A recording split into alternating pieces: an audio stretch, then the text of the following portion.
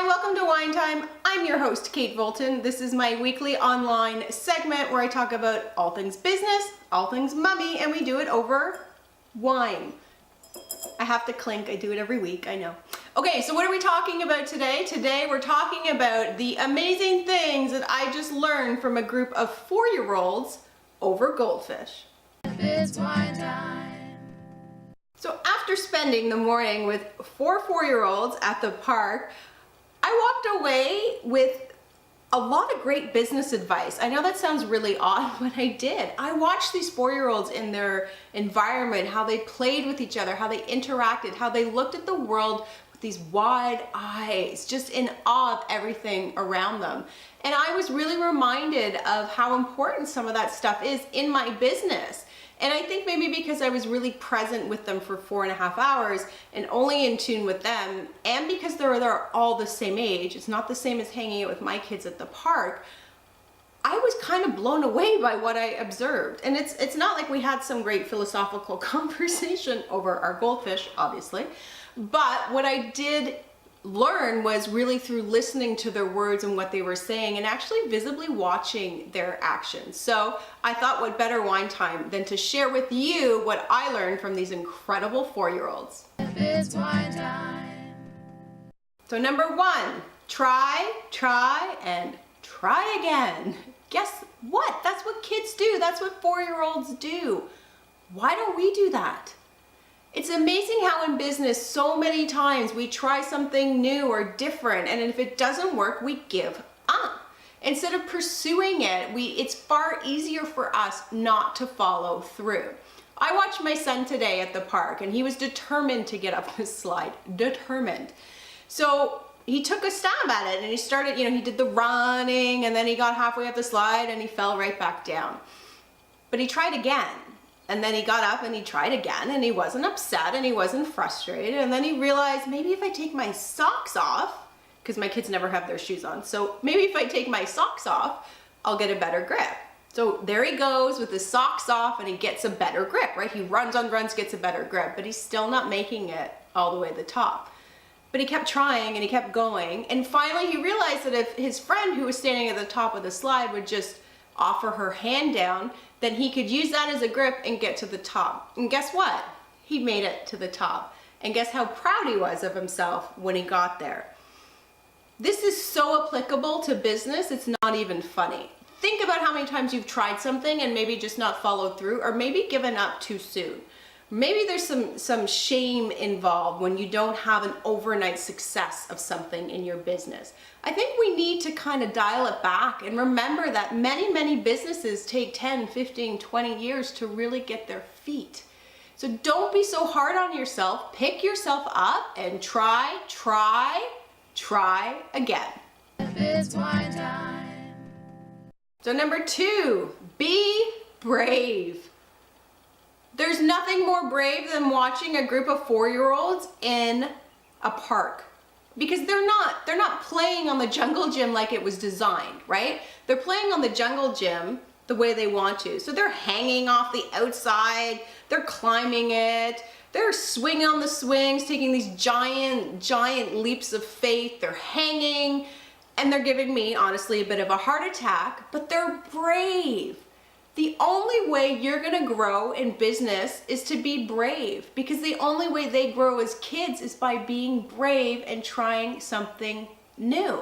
And maybe they don't understand the consequences of that at 4, but maybe we as adults understand the consequences too well, and we get fearful of going into that brave place. I watched them as one would be brave and hang and twist and turn. The other would be just as brave and hang and twist and turn. Surround yourself with people that push you to be brave. Surround yourself with people that push you to get uncomfortable and that challenge you to challenge yourself. Because in business, you have to be brave if you want to grow. So don't be shy, don't hold back. Be brave. It's wine time. So number 3, help others. Seems simple enough, right? But somewhere along the line, we kind of lose it a little bit. We kind of get sucked into this ego-driven place of wanting to make a lot of money in our business, or have the biggest business, or the best business, or the most cutting-edge business. And we kind of lose track of maybe why we started our business. Because ultimately, your business should be there to make someone else's life better, right? Whether it's through a product or a service, that's the goal, is to help somebody. Today at the park, I watched one of the kids I was watching. She went up to these two boys that she didn't even know who were arguing, and she was upset that they were arguing. And she got right in between them and said, "Hey, guys, you need to stop yelling. You got to work together. Make it happen." And she walked away. And these two boys were like, what?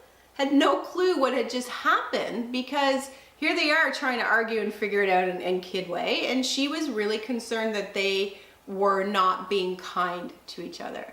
And I looked at her and I went, that's incredible. That's the spirit of a kid, wanting just to make everything better, wanting to help somebody out. And I think we don't do it enough. Whether you volunteer in your business, whether you're giving back in your community, I still believe the core value of your business has to be to help others. And if you don't see it around you and the people you surround yourself with, take a look at your kids. Because even though they argue and even though they pick on each other and sometimes can be quite nasty, let's be honest, their true intent and their true hearts at 4 is to help somebody and to make our world better. I don't think there's any better lesson that you can learn from a 4-year-old. It's wine time. So there you have it. 3 things that I learned from a group of 4-year-olds over Goldfish. Number 1, try, try, try, and try again. Number 2, be brave. And number 3, help others. I encourage you all to go to the park, hang out with a group of 4-year-olds. Don't have a 4-year-old borrow someone else's kids. I don't care. Go to the park. But don't be crazy stalkerish at the park either. That's weird. But watch some kids at the park and really learn. Like, look at them and observe what they're doing. It's pretty incredible to see how they look at the world as this place that they can change and improve and make better.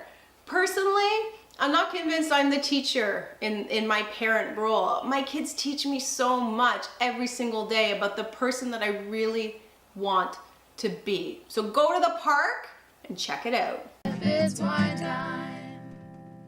Thank you for joining me for another episode of Wine Time. If you haven't already, please subscribe to Wine Time. That way it'll automatically show up in your inbox every single week. And be sure to download my free Moms in Biz survival guide for all kinds of great tips on surviving mummyhood and business. And also be sure, don't be shy, check out my website at katevoltan.com, where you can sign up for online courses, you can check out my blog, and check out some of our upcoming seminars. So thanks again for joining me, and until next week, enjoy your wine. You're a mom and a business guru. Take a sip.